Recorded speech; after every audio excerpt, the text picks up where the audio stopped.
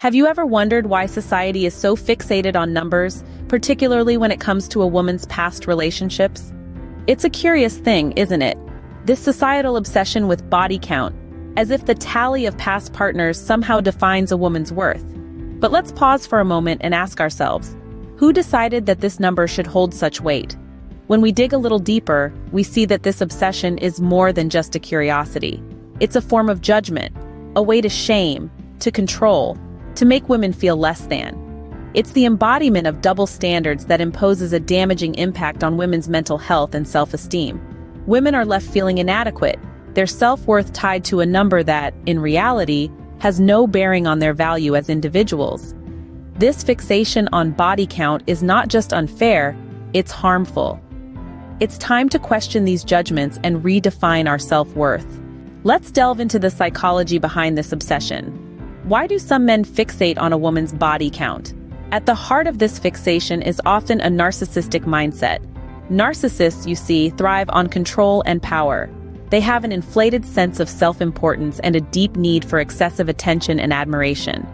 They may use a woman's past as a weapon to undermine her self-esteem, asserting dominance in the process.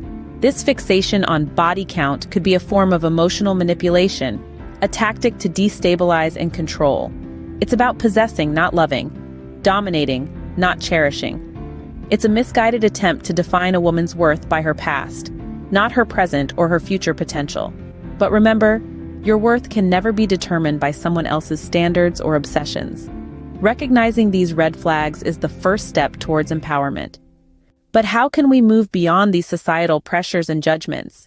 It may seem challenging, but the first step is to embrace our own narratives. We are more than statistics, more than past relationships, more than societal definitions of worth.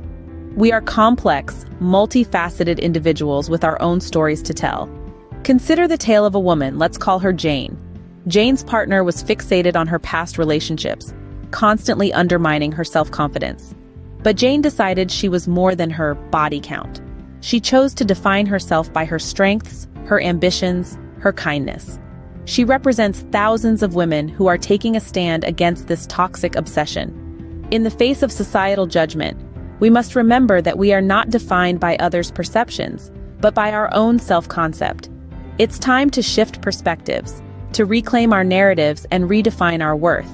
After all, each of us has the power to define our own worth. Now let's explore some strategies for building self-esteem, setting boundaries, and nurturing healthy relationships.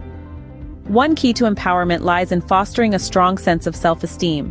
Self-esteem isn't about vanity or arrogance, but rather it's about acknowledging your inherent worth and recognizing that you deserve respect and kindness, just like anyone else.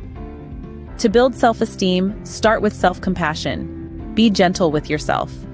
We all make mistakes, and it's important to learn from them rather than letting them define us.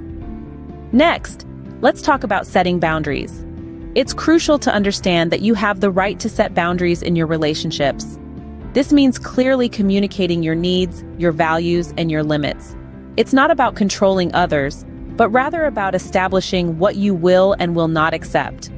Remember, a healthy relationship respects and honors these boundaries. Nurturing healthy relationships is another key aspect of empowerment. It's essential to surround yourself with people who respect you and value you for who you are, not for what you've done or who you've been with. A healthy relationship is one where both parties can express themselves freely, without fear of judgment or criticism. But empowerment doesn't stop there. It's also about personal growth and self-love. Personal growth involves continually striving to become the best version of yourself, not for anyone else but for you. It's about pursuing your passions, honing your skills, and cultivating a mindset of resilience and positivity.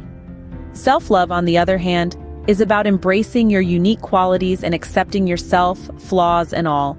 It's about celebrating your achievements, big or small, and nurturing your physical, emotional, and mental well-being.